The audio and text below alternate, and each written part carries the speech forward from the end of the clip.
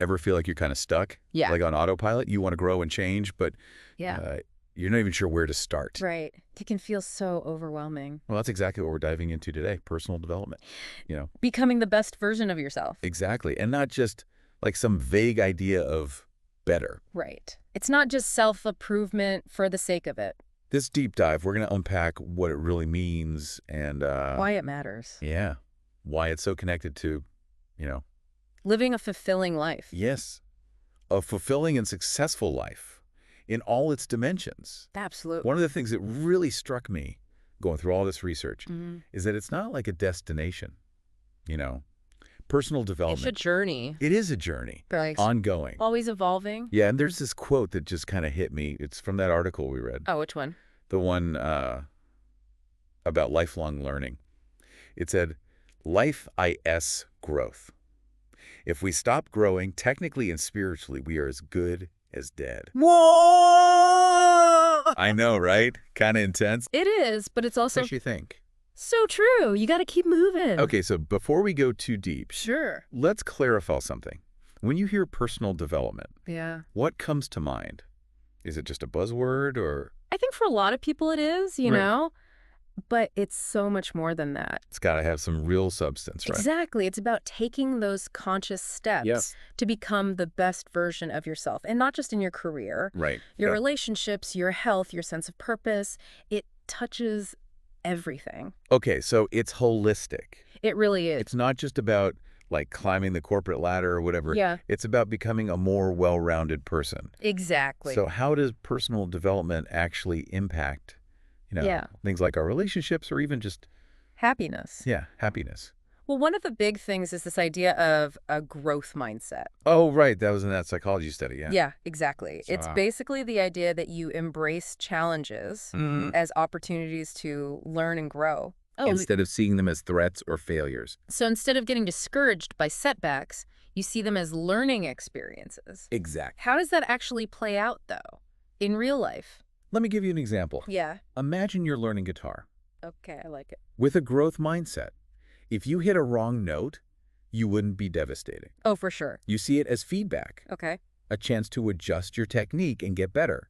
And this resilience Right. spills over into other areas of your life, Interesting. makes you more adaptable, open to new experiences. And those are key ingredients. For happiness. Yeah, Wouldn't you say? absolutely. It's like turning those roadblocks into stepping stones. I love that. So how do we actually put this growth mindset into action? The research pointed to 3 key areas: Okay, let's hear them. setting and achieving goals, building positive habits, Yeah, and developing emotional intelligence. big ones. Yeah, let's start with goals. What's the secret sauce to actually making them happen?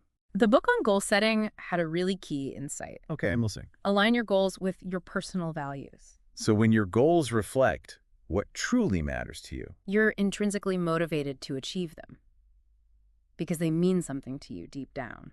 but how do we even figure out what our values are? I feel like so many people It's true. struggle with that. It's tough. Yeah. It takes real introspection. Okay. But the book had some helpful exercises, like asking yourself, what are my guiding principles? Oh, interesting. What brings me a sense of fulfillment? Mhm. What do I want to stand for in the world? Deep questions. They are, but once you have a clear understanding of your values, Yeah. you can start setting goals that are actually in harmony with them, I love that. It's not just about setting any goals, about setting goals that, that feel authentic. yes, Yeah. authentic to you. Okay. Next up, building positive habits. This is where I struggle. It's so hard to stick to new routines, I know, right? even when I know they'd be good for me. Oh, tell me about it. But the research on habit formation, Yeah. it emphasizes those small, consistent actions over time. Small steps, big changes. Exactly. The book had a great analogy. Oh, A snowball rolling downhill. okay. It gains momentum as it goes. I can see that. Yeah. But how do we actually apply that? What are some concrete steps? One strategy I really like is called habit stacking. Habit stacking. Yeah, you basically piggyback a new habit onto an existing one. Oh, okay. So let's say you already brush your teeth every morning. I do, yeah. You could stack a new habit, like 5 minutes of meditation. Right after. Exactly. I like that. It's like you're using those existing routines as a springboard. Exactly. Okay. Last key area we got to talk about, Emotional intelligence. EQ. EQ, yeah. I've heard this term, but I'm still not quite sure what it means, practically. So EQ is basically the ability to understand and manage your own emotions Hmm. and to recognize and empathize with the emotions of others. Okay, so it's kind An of... emotional GPS. Oh, I like that. Right. Helps you navigate. The complexities of human interaction. Yes. But how does it actually play out in real life? Give me an example. Right. Let's say you're in a team meeting Okay.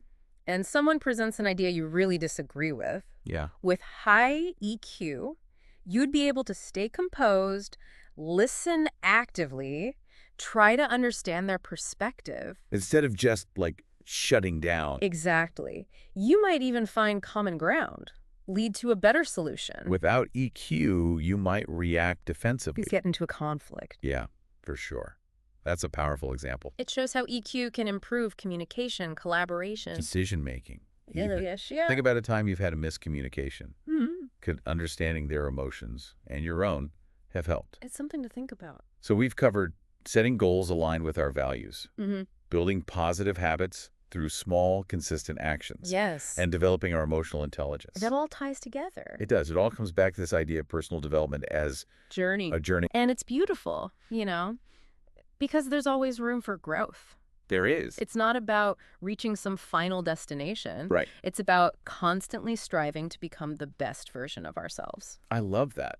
Okay, so One last thought to leave you with. yeah. If personal development is about becoming the best you, what's one small step you can take today to move in that direction?